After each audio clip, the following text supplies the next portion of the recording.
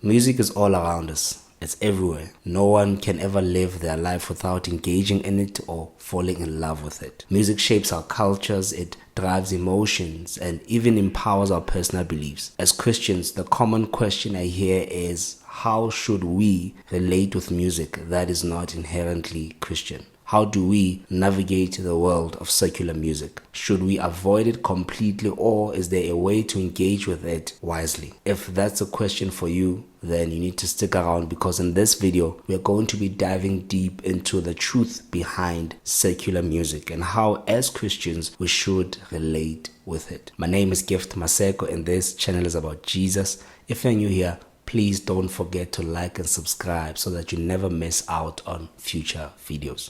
Alright, let's get into it.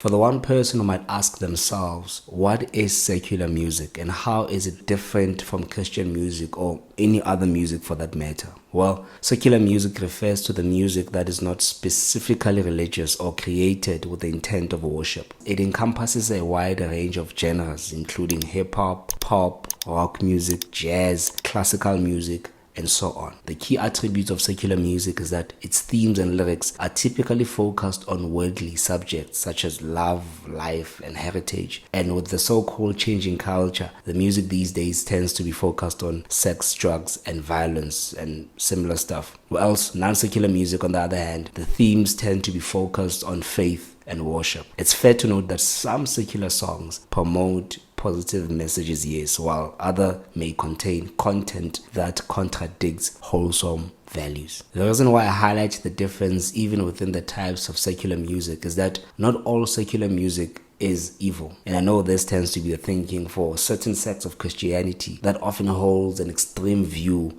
of the world. When you consider secular music, you'll quickly realize that there are very beautiful symphonies with examples such as Beethoven, who was a German composer and pianist well known for his love for classical music. You will have soothing jazz pieces from different jazz artists, and even love songs that celebrate marriage and pure and true love. Saying all these are evil would be like me saying all paintings are evil if they do not have Christian imagery on them, or all science is evil if it's not about God. With secular music, we even have children's songs that teach valuable life principles to kids, even though they might not necessarily be inherently Christian. Humpty Dumpty and Three Little Pigs come to mind when making such a point. These songs don't teach us about God, but they do enforce principles that agree with the premise of ethical and righteous living. So yes, secular songs might not be about God, but that doesn't automatically make all secular music sinful. The big focus we need to put behind the music we listen to should not be on how the music makes us feel, but more on the message behind the music. When you're listening to music, lyrics should be far more important than the actual beat and the vibe behind the song. Music is powerful. It can make you feel good, but feeling good doesn't mean the outcome is good. Think about junk food. It tastes amazing, but too much of it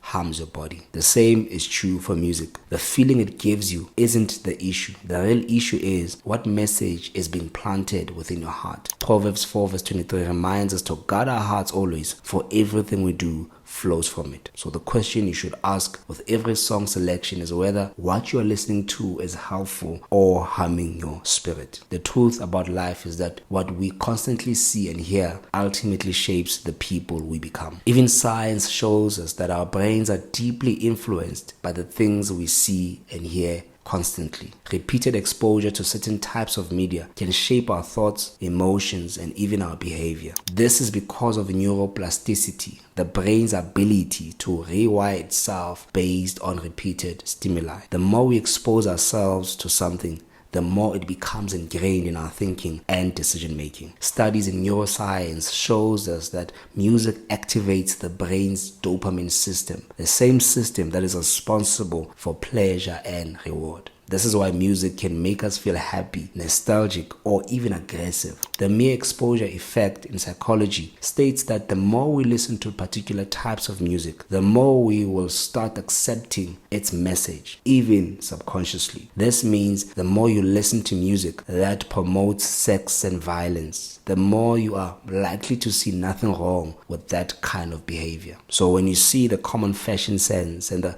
behavior from people today, just know a huge part of it is influenced by the music they listen to and the stuff they constantly see. The Bible constantly warns us about what we allow in our hearts. Matthew 6 verse 22 to verse 23, Jesus lets us know that the eye is the lamp of the body. If your eyes are healthy, your whole body will be full of light. But if your eyes are unhealthy, your whole body will be full of darkness. And no one can argue that this also applies to the things we hear as well. The shocking thing is that whilst we are ignorant of the music we listen to and how this shapes our life, secular artists who are responsible for making such music know the dark agenda behind some of their music.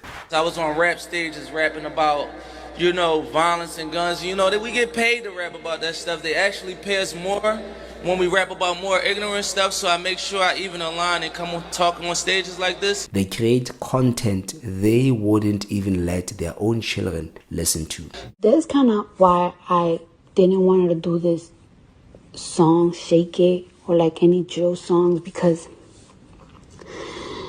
it's like these songs are activating like these demons that I killed. You know what I'm saying? Like, I don't want to be that girl anymore. Like I just want to be a mother. You know what I'm saying? Like, I don't want to be that old Cardi anymore. Well, what if Summer comes to you, as pretty as she is, and says, "Mom, I want to be a city girl"? She ain't gonna be no city girl. So Summer ain't allowed to be no city girl? No. I want her raised totally different. Like, I don't even want her to even see the light of day like that. Like, I really want her to just be like, like level-headed, a schoolgirl, and just on a whole nother wave. Like, if they don't want their kids listening to their own music, then why should we? When you look at the lyrics to some of the popular music today, the demonic imagery is undeniable. The devil isn't hiding anymore. He is in plain sight, using music to shape our minds, our culture, and ultimately our hearts. And most of the time, you will find professing Christians out here eating it all up. Many artists have spoken openly about making deals with the devil. In certain music genres, especially hip-hop and pop, satanic themes are becoming more and more normalized. As Christians, we can't ignore this reality. We are called to be set apart. To us, God says, "Be holy, for I am holy." And this is very much inclusive of the things we allow our ears to listen to and our spirit to accommodate. Now the big question becomes, how do we as Christians decide which music can we listen to? First and foremost, most gospel music will be your best bet. As a believer, it's always wise to listen to songs that inspire your heart towards worship and surrender to God. But then when it comes to songs from different genres, there would be a few questions I'd love for you to ask yourself every time you pick the next song to listen to. Number one, ask yourself, does this music glorify sin or God? If it promotes violence, immorality, or rebellion, then it's not for you, and you should probably never listen to such at all. The second question you must ask is, what does the music I'm listening to do to my spirit? Does it bring peace, or does it stir up negative thoughts and emotions? Number three, ask yourself, would I feel comfortable playing this kind of music or song in the presence of Jesus? If the answer is no, then stop. Lastly, ask yourself this: does this type of music help or hinder me in my walk with Christ? Use these questions as a filter every time you are tempted to listen to the next amazing song, and you will see your spiritual life drastically improve. I'd like to hear your thoughts also on this topic of secular music, and what does your playlist look like? Let's talk in the comments.